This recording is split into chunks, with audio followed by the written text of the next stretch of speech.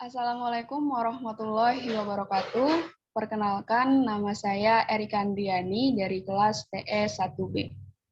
Kali ini saya akan membahas tentang penyearah setengah gelombang dari rangkaian seperti di layar. Ada trafo, ada dioda penyearah, ada kapasitor, dan resistor. Oke, pertama kita bahas transformator dulu. Transformator yang biasa kita sebut sebagai trafo, yaitu perangkat listrik pasif yang mentransfer energi listrik dari satu rangkaian listrik ke rangkaian lain. Nah, gambarnya seperti ini. Ini adalah gambar asli dari trafo, dan ini adalah simbolnya.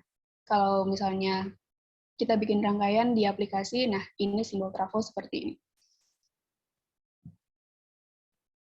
Fungsi transformator.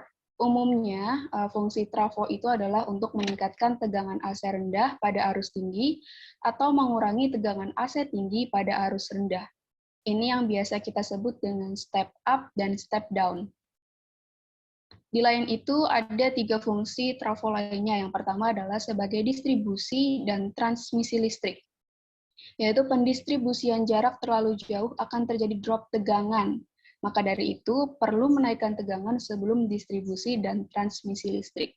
Ini contohnya itu adalah di PLN. Yang kedua adalah sebagai rangkaian kontrol. Pada rangkaian kontrol motor, trafo digunakan untuk mengenergis dan mendienergis untuk menghidupkan dan mematikan motor induksi. Dan untuk yang ketiga, sebagai rangkaian pengatur frekuensi. Ini biasanya ada di dunia radio frekuensi. Perbedaannya hanya terletak pada bentuknya saja. Kalau di rangkaian pengatur frekuensi, bentuknya lebih kecil dibandingkan pada rangkaian kontrol dan distribusi transmisi listrik.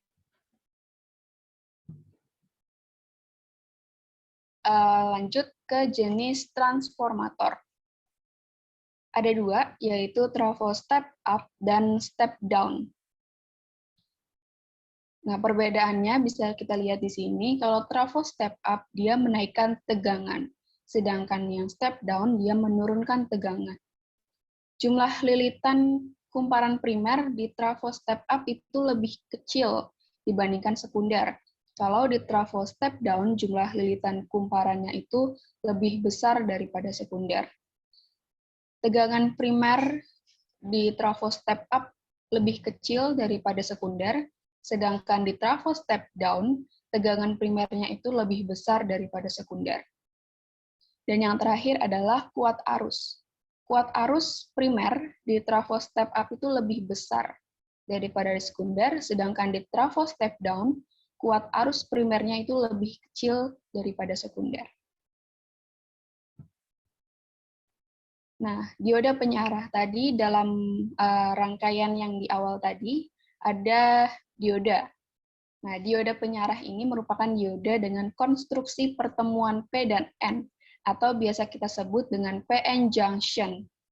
Nah, dioda penyearah hanya dapat mengalirkan arus listrik ke satu arah, atau kondisi bias maju, dan menghambat arus dari arah sebaliknya, atau kondisi bias mundur.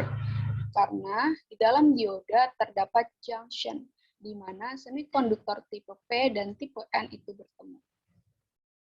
Nah, fungsi dioda penyearah sendiri yaitu sebagai penyearah tegangan AC ke DC sebuah power supply atau pencatu daya. Kapasitor. Nah, tadi kita lihat di rangkaian juga ada kapasitor.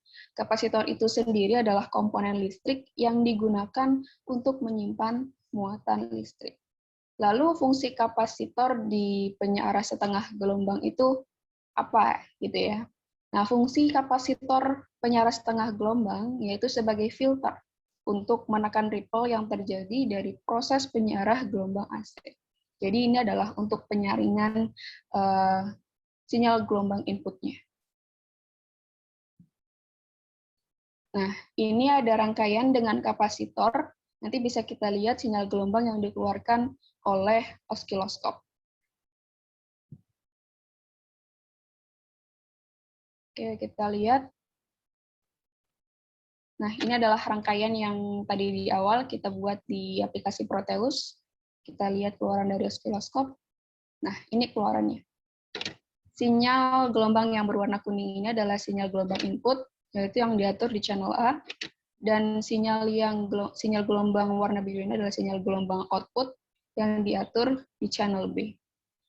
Bisa kita lihat sinyal gelombang yang berwarna biru atau sinyal gelombang output hampir terlihat lurus. Ya, ini kenapa? Karena di rangkaian yang ini itu memiliki kapasitor atau memuat kapasitor, dan fungsi kapasitor tadi sendiri adalah sebagai penyaringan atau sebagai filter. Jadi gelombang ini, gelombang inputnya difilter dan menghasilkan gelombang outputnya seperti ini. Semakin besar kapasitor, maka semakin kecil pula gelombang output yang dihasilkan karena penyaringan tadi. Oke, kita next untuk perbandingan rangkaian tanpa kapasitor.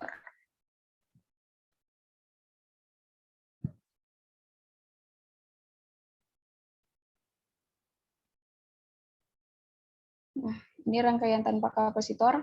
Kapasitornya kita hilangkan. Kita lihat hasilnya, hasil gelombang dari osiloskop.